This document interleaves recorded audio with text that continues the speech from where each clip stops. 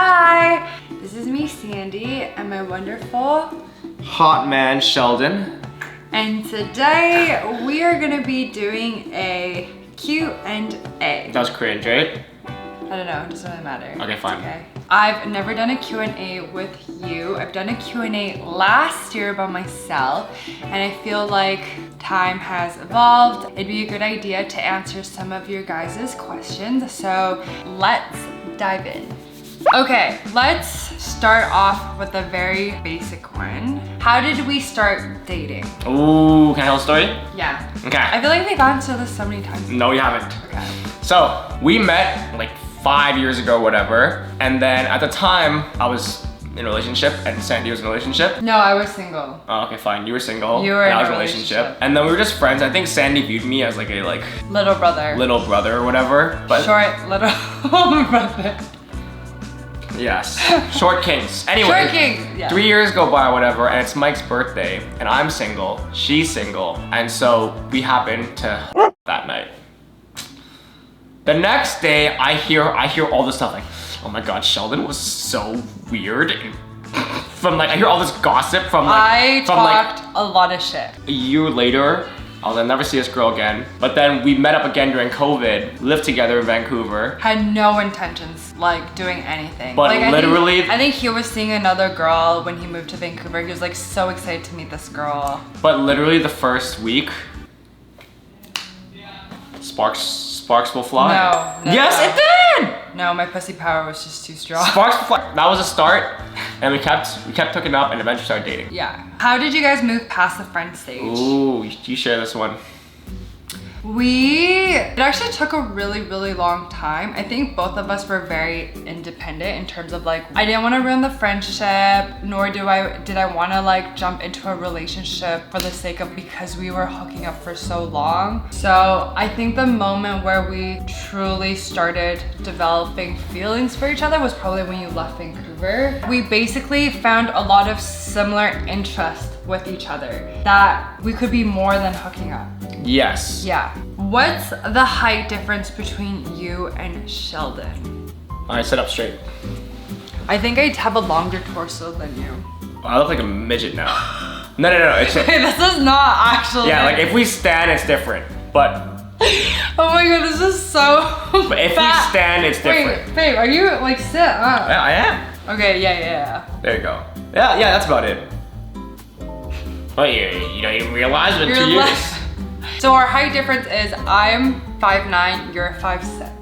5'5.5". No, stop. I am. I'm not gonna round up. 5'6". I'm 5'5.5", guys. The thing is, like, I never notice our height at all, like at all. The only time I would ever notice it is maybe at the club. So I'm not like a dancer. I'm like, when I go to the club, I just like dancing with my friends. So I'm like either like just like dancing on my own or like I'm like fist pumping the air with a group of people. But I feel like with Sheldon, he loves to like dance together. Go like this, go like this. Sometimes he'll try to like twirl me like this. But except he's shorter than me. So for me, I have to like dive down to do it. And I get like a little bit uncomfortable because like that specific move makes me feel very like not hot. That's the only time I notice it, but other than that, I feel like we're the same height. Yeah.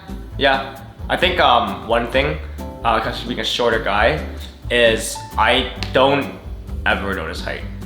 Like on an honest level. That's because you have big confidence. Like unless I'm playing like basketball or something where like height is actually a thing. But whoa. I will say before we actually got together, height was a big deal for her. She was strong anti-short. I was very strong anti-short because I'm already tall myself. It took Edward to convince her that height didn't matter. He told me, I think like you were being like, yeah, you know, Sheldon thing, but he's kind of short. And then Edward's like, well, what's the shortest you would go? And you're like, oh, like 5'8". What's the difference between 5'8" and 5'7"? You're like, yeah, it's not much. And then what's the difference between 5'5" and 5'6"? Yeah. I guess. Yeah, and then it just makes sense. Some logic. There was not much stopping me from dating you. It was just like the height and maybe like the social aspect of me dating a short guy.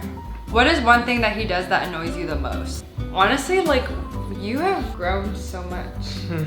Like Initially, when we first dated, I thought he was very clumsy and he has a lot of bear antics. But I feel like after living together for a while now, he's been very more self-aware, aware of our surrounding together. Oh my God, if I had to pick one thing that annoys me is, this is more like a beige flag, not even a red flag, but it's more like, sometimes I'm not looking for emotional support and Sheldon's just so good at being like a pillow, a comforter. Like he's like a weighted blanket, but sometimes I just need someone to, you know, wake me up like Beyonce. Yeah, well, that's a new thing. That's a very, very like, recent. And it's like so interesting for me to deal with because basically she's sad, and the way I normally go with sad is like, oh, I'll be like emotional support. I'll be like, oh, like I'm there for you or whatever. But she's like, which I love, but sometimes. But she's like, I want you to be like, I don't want you to be a fucking emotional tampon. I want you to be a rock, and I want you to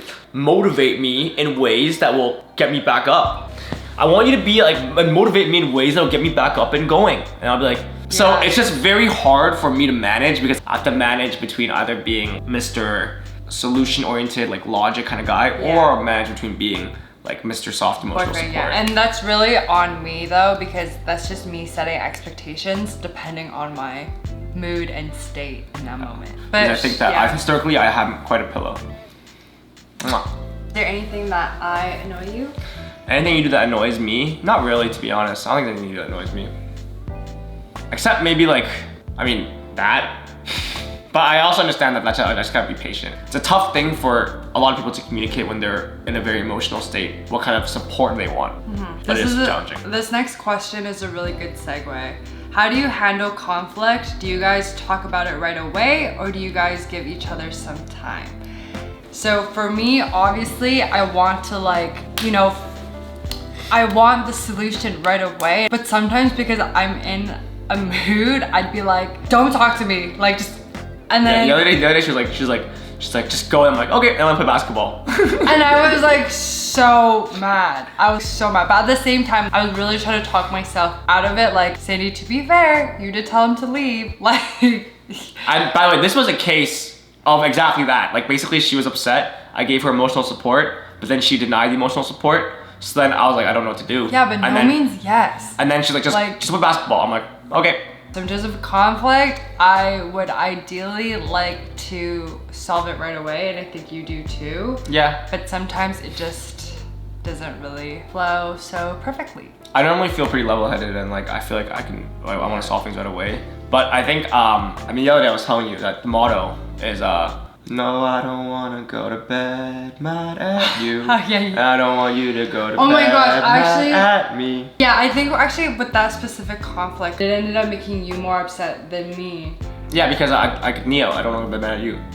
Yeah. In which then I finally snapped out of it. I think what you said was, like, when I'm in my black hole, like, don't try and drag me out because I'll just drag you with me. Oh, And then I said, no, I'm gonna drag you out. And then, you know, you might, I'm gonna pull you out, and then I might fall in, and then you gotta drag me back out too. Yeah. So that's exactly what happened. Yeah. So I was like, wow, that was like really good wisdom and like team spirit. What's the lesson in the relationship you both recently learned? Okay, recently I learned that as much as Sheldon, you know, try his best effort to be the support I want him to be, I still need to have accountability and like responsibility for my own, I guess, emotions, where I can't just rely on him for everything, which I actually don't, but just like I can't always just set these expectations of when I want to and just expect him to know what I want. So I just need to communicate that more upfront. I gotta just be more vocal, like, hey, I'm not looking for an emotional tampon today. I'm looking for a rock. Yeah, so. yeah, but you gotta tell me these things. The hard part. I think that's the hard part. I think the big lesson I learned is actually that it's not always you. As in, like, sometimes she'll be upset, and I think for me, I always think of it as an opportunity. I'm like, oh shit, like, what can I do in this situation? What can I, how can I help? What can I do to be there? What can I do, whatever? Or like, it's something that I did. I guess it's because I feel like the stress or whatever onto me. It's like, you're not answering me, or like, you might be upset. But the truth is that it's not always you. Like, it's not always something that you did. It could be something, she could be mad about like a million things. But the truth is sometimes it's just not me. And I think that's something that I need to like understand better, because I always feel like, I'm like, okay, like, it's something that I did. Yeah. Yeah. to be honest, I don't think you have ever done anything wrong to me. If anything, it's like me stirring shit up, and then I kind of like set these traps. Yeah. It's these traps for me. This is like also when it's like during the time of the month. Oh yeah. I'm not gonna lie, like I secretly know it's time of the month when it's like when that's Yeah. it's like I think you have a pretty like drastic mood change. Yeah. When I'm about to bleed. Yeah, it's a Because pretty for the drastic most change. part, okay, I'm gonna do like a 1 minute boost of you, but Sheldon is so great. He will never let me do anything alone. Whether it's cleaning, laundry, cooking, cleaning the kitchen. If he sees me doing something, he'll literally run up to me and be like, here, go away, let me do this, or like, let me do this. Like, no, you go do that, I'll do this. And like, he will always try to find ways to support me, in which I like genuinely appreciate so much.